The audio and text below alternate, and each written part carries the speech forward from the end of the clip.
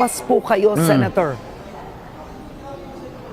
Okay, so breaking news tayo mga kababayan. Maraming salamat sa nagbigay ng info. Wala pang concrete na info dito, pero eto na, si Joseph Morong mga kababayan ng GMA ay nagbalita na rito 7 minutes ago.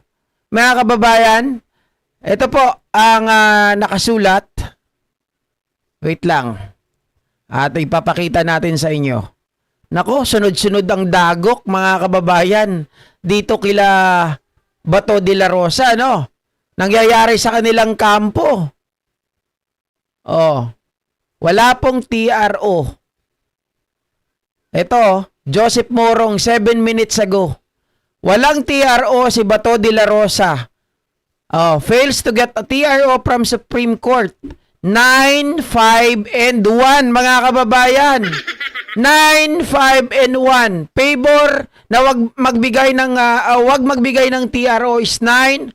5 ang bumoto na magbigay at yung 1 is abstain. So maliwanag na maliwanag, walang TRO. Tuloy ang paghunting kay Bato. Tuloy na tuloy mga kababayan ang paghahagilap at pag-aresto kay Bato. Ayan, TRO petition ni Senator Bato de la Rosa, hindi pinagbigyan ng Supreme Court. Aray ko! Iyak itong si Bato, mga ka-GP Natics. Oh.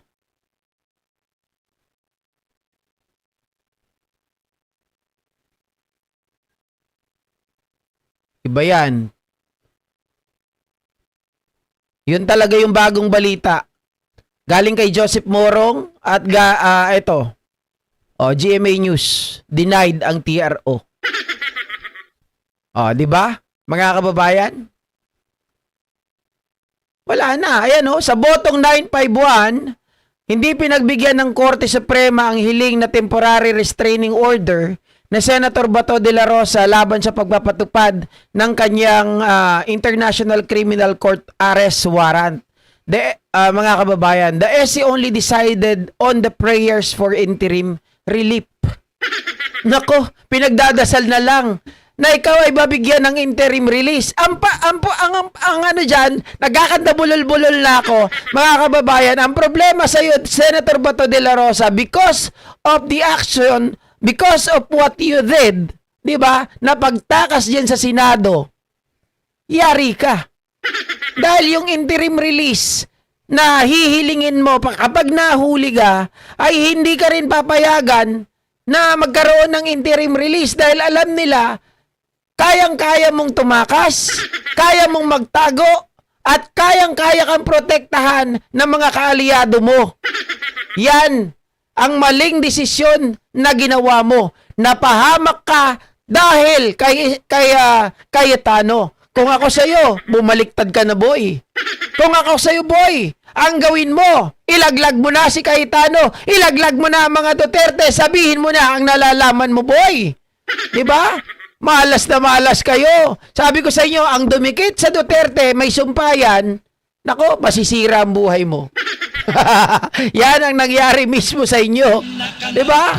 Sira ang buhay. Pero inyo, mga kababayan, lumabas ka para magpalit ng leadership para kay Sara Duterte, para sa impeachment ni Sara. Dahil pinangakuan ka na walang warrant of arrest. Nabulaga ka, mayroon pala. May nakaabang na sa'yo. O, gumawa man sila ng paraan para ikaw ay pansamantalang maprotektahan, pero nung nalaman mo na walang TRO, pero bagkos kayo ay pinasasagot, tumakas ka. At nung pagtakas mo, yung pagtakas mo ay isa pa sa mga maling desisyon na ginawa mo. Dahil kapag ikaw nahuli, nadala ka sa dahig, ang lawyer mo ay nagpetisyon para sa interim release, hindi na mangyayari yan. Hindi mangyayari yan. Ang argumento lang ng kabila. Nakita nyo yung ginawa niya na pagtatago ng 6 na buwan? Nakita nyo na nandun na siya Senado, nakipaghabulan.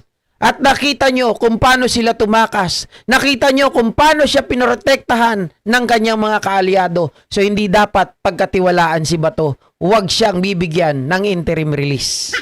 'Di ba? Oh. Paktay tayo. At yung under attack, mga kababayan, parang dog attack ang ginawa nitong sila Alan Peter Cayetano para maitakas ka. Yari. Wala na. Oh. So ayan mga kababayan, hanggang dito na lamang po ang ating live streaming ngayong araw at magkita-kita po muli tayo sa mga news update or bagong update ngayon na nangyayari sa Pilipinas, mga kababayan. Nagamit pa yan sa kanya. Sabi ni Bato noon, pag ayaw lumaban, palabanin. 'Di ba? Turuang lumaban, saka patayin.